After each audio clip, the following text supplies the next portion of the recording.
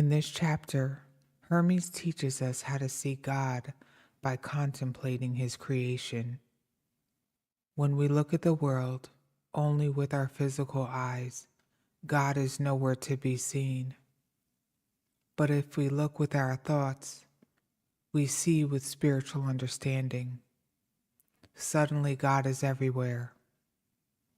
In this ecstatic state, everything we see and touch is known to be a part of God, and we understand that God's whole purpose in creating the world was so that through it we could see him.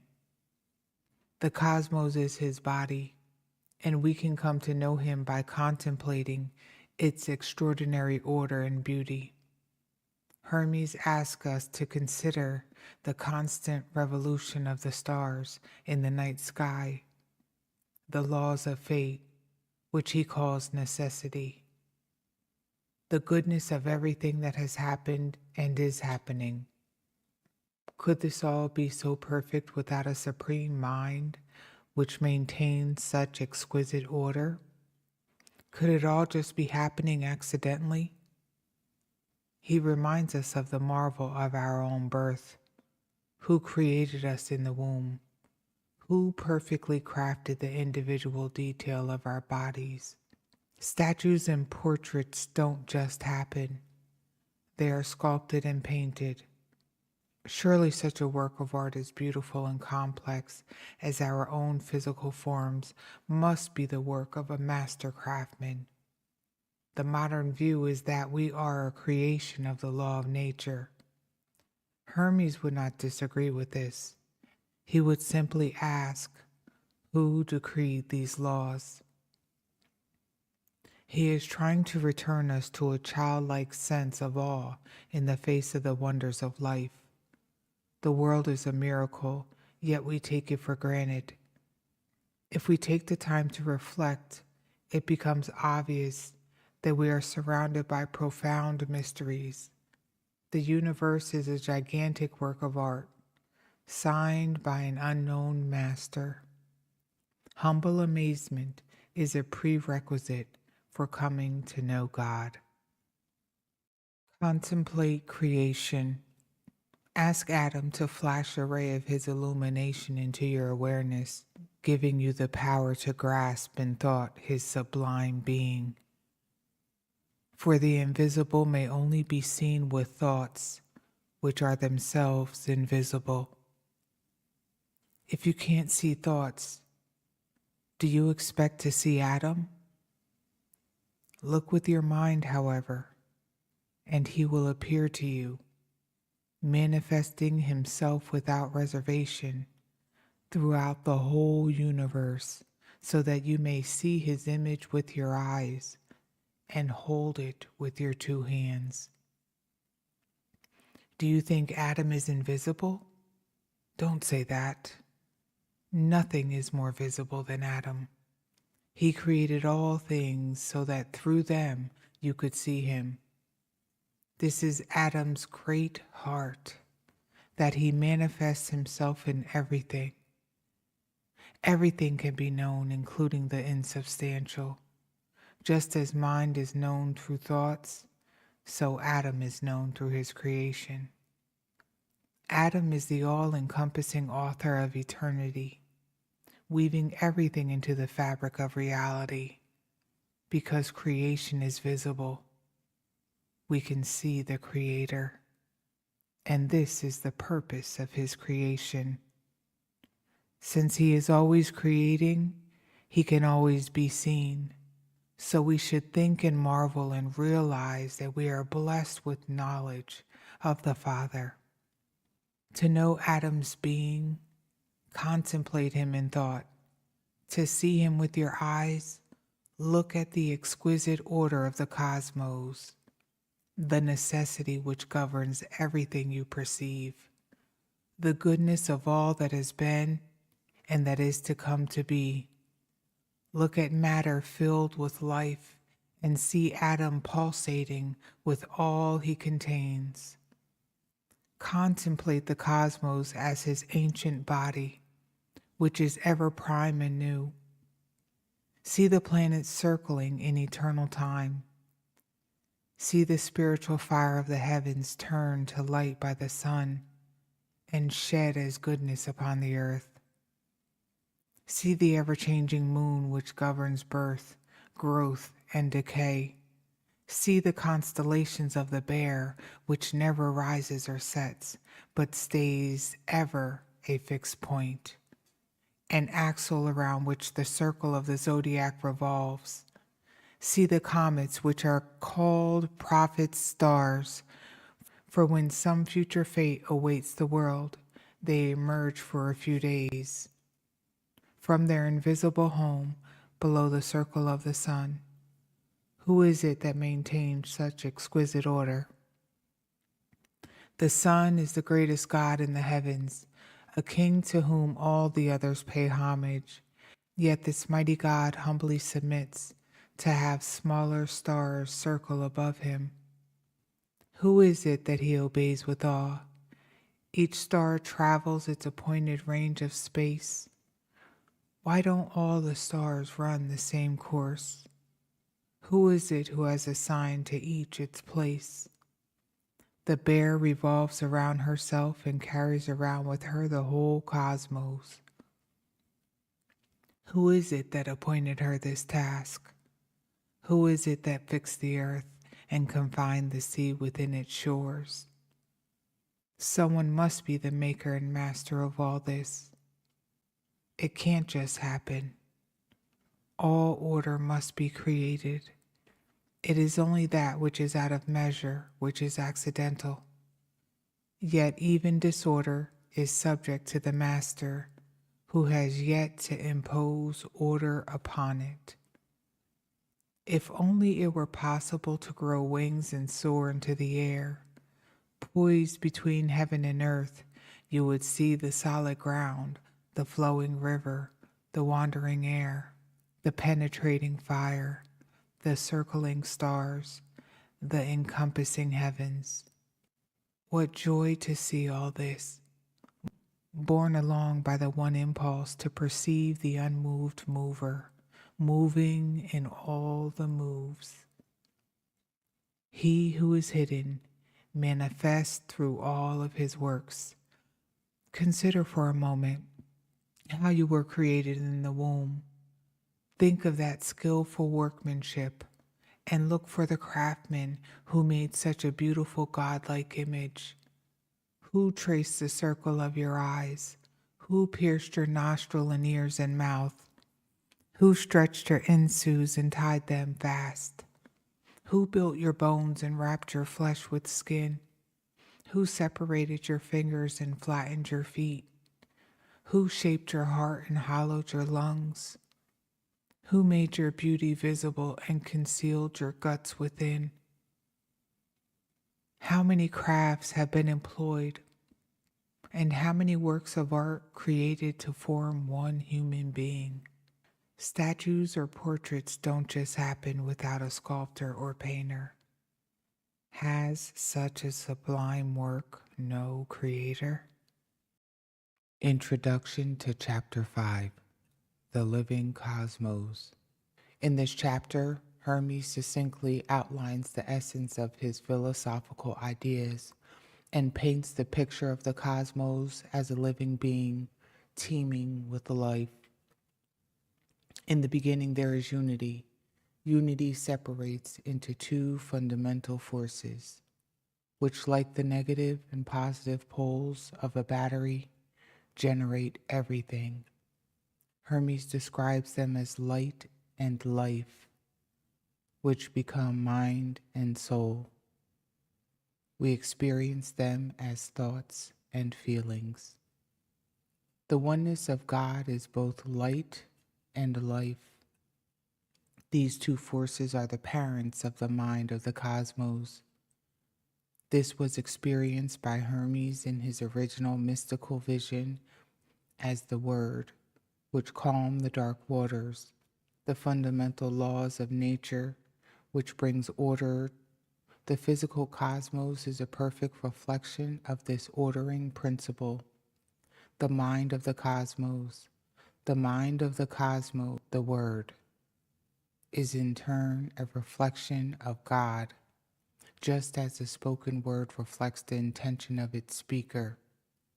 Since God is all goodness, the cosmos is therefore also good. Because the cosmos is made in the image of its creator, it too is an immortal living being.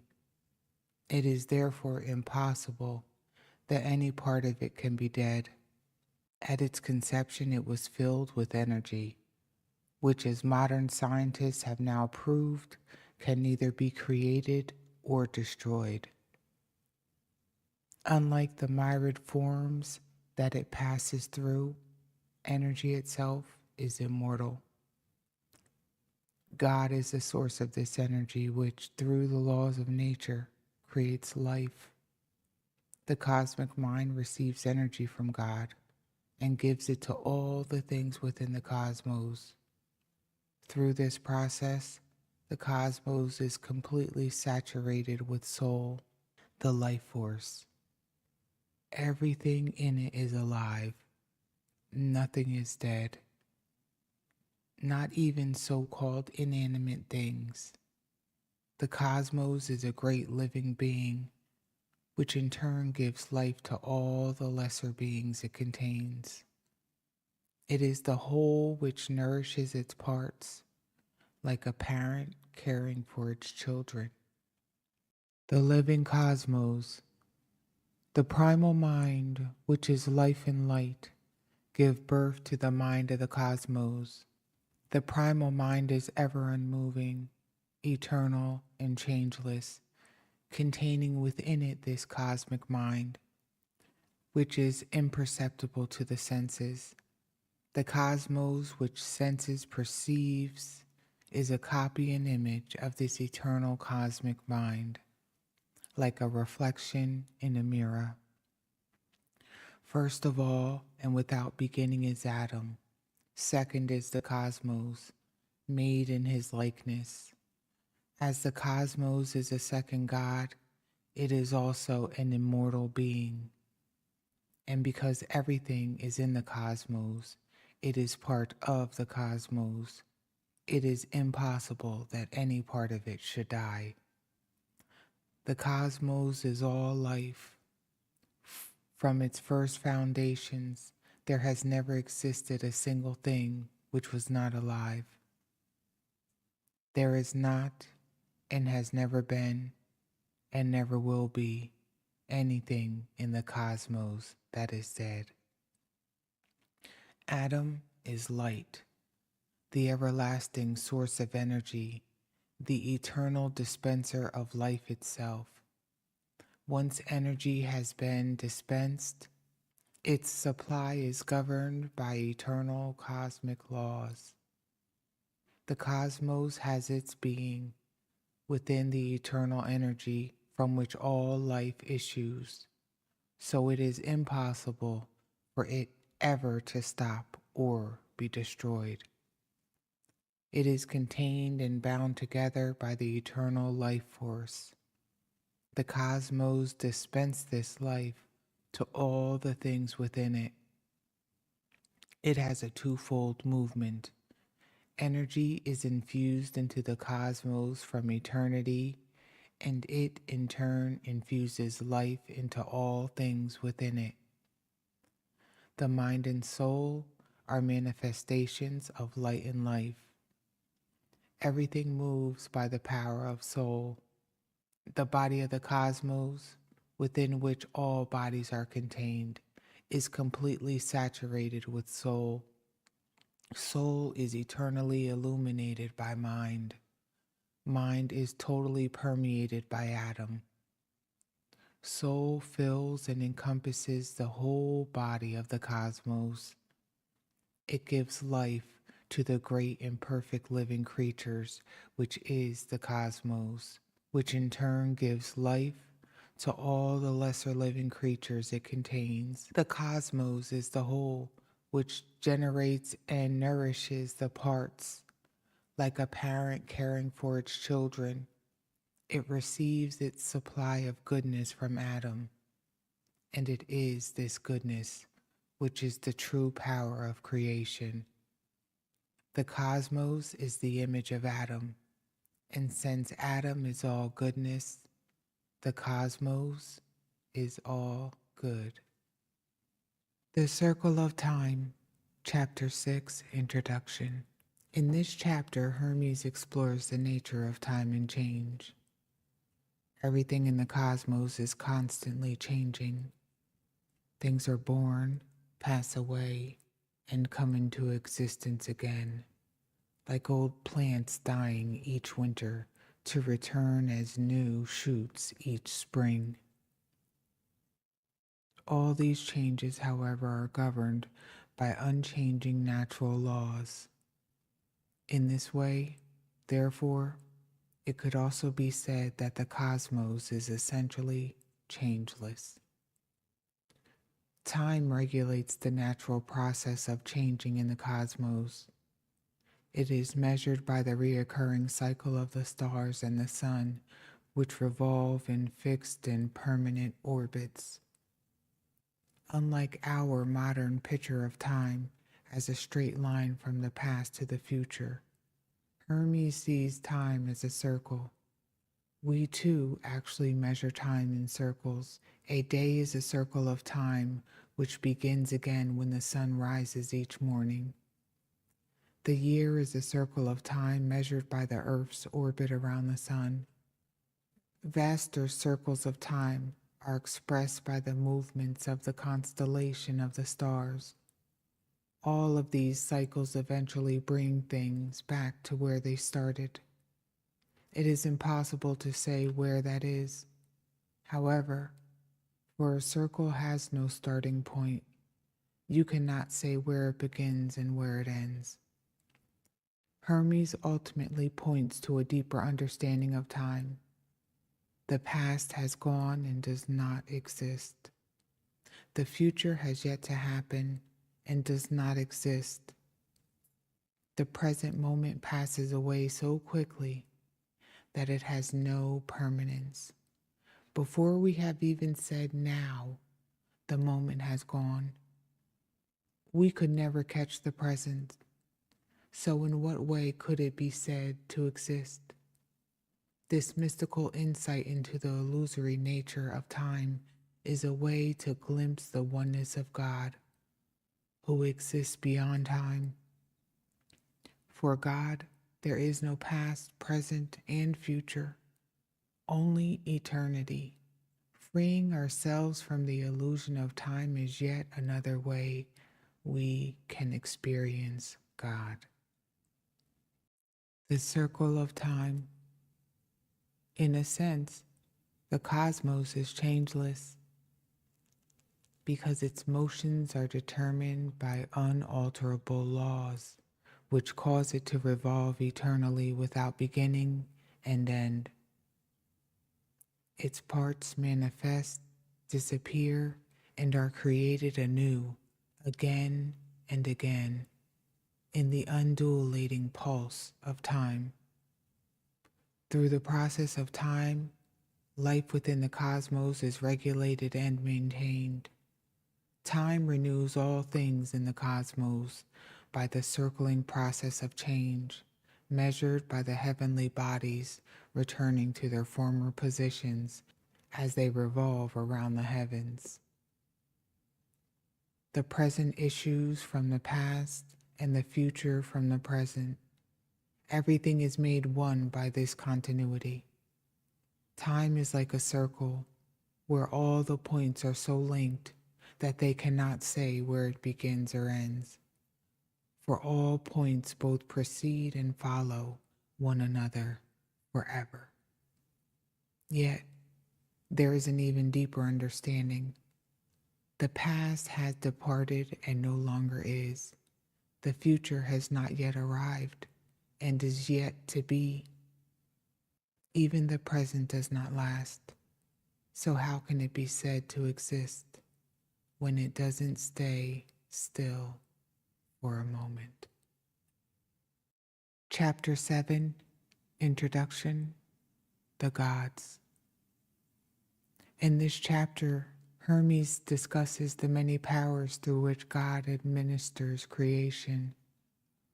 To the ancient Egyptians, the night sky was seen as the body of the black goddess sprinkled with stars.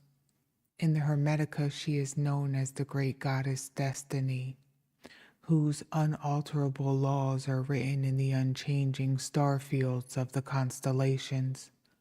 Against the background of these stars circle the planets. Ruled by the great goddess, they administer her fate to all things upon the earth. Although the constellation of the stars contain the destiny of everything, the 5 visible planets and the sun and the moon are the forces which administer this destiny. Hermes therefore calls these powers gods. Destiny, working through the planetary god, governs all of creation. They pour an uninterrupted stream of life force into all forms of matter, making them change from one state to another in a process we call living and dying. The gods are ruled by the goddess Destiny, who makes sure that all they do accords with God's will. The god Ra is the sun, which sends down energy to the earth, while God is the hidden light, which cannot be seen with the physical eye, yet it is pure energy. Ra is the visible light placed at the center of our solar system. The sun is an image of God, and as God gives life to the whole universe, so the sun gives life to the animals and the planet of the earth. The light of the sun nurtures nature in the same way that the light of God nurtures our souls. The gods, the mind of the cosmos created from fire and air, the 7 administrators who regulate destiny, the 5 visible planets, and the sun and moon whose orbits encompass the world of the senses. These celestial powers, known by thought alone, are called the gods, and they preside over the world. They are ruled over by the goddess Destiny, who transforms everything according to the law of natural growth, creating from the permanent, unchanging reality a permanently changing world. The heavenly bodies are governed by Adam, and from them flows into matter an uninterrupted stream of soul. Matter is like a fertile womb within which all things are conceived. All forms shape matter, and soul energy changes them, one into another. This process is directed by Adam, who infuses each form with soul in proportion to its standing in the scale of being. The earth is a storehouse of all matter, which it donates, and in return it receives life from above. Ra, the sun, unites heaven and earth, sending down energy from above and raising up matter from below. He draws life to himself and gives forth life from himself, ceaselessly lavishing light on all. Ra benefits not only heaven, but even the hidden depths of the earth. Unlike Adam, the hidden light, who is only known in thought through attentive contemplation, Ra exists in space and time, and we may see him with our eyes, shining the brightest in the cosmos, placed in the center and wearing the cosmos like a wreath around him.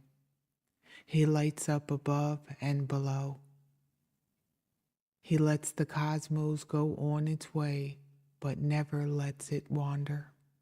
For like a skillful chariot driver, Ra has tied the cosmos to him, preventing its rushing off in disorder.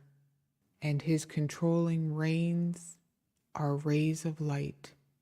The sun is an image of the Creator, who is higher than the heavens, just as that supreme Creator gave life to the whole universe, Ra gives life to the animals and plants. His material body is the source of visible light, and if there be such a thing as a substance, not perceptible to the senses, the light of the sun must contain that substance. Yet, what it is or how it flows, only Adam knows. The sun continuously pours forth light and life. Ra nurtures all vegetation, gathering the first fruits, produced by the power of his rays, as if in his mighty hands, bringing out sweet perfumes from the plants. In the same way, our souls, like heavenly flowers, are nurtured by the light of Adam's wisdom, and in return, we should use in his service all that grows within us. Thank you for watching. Please remember to like, subscribe, comment, and share.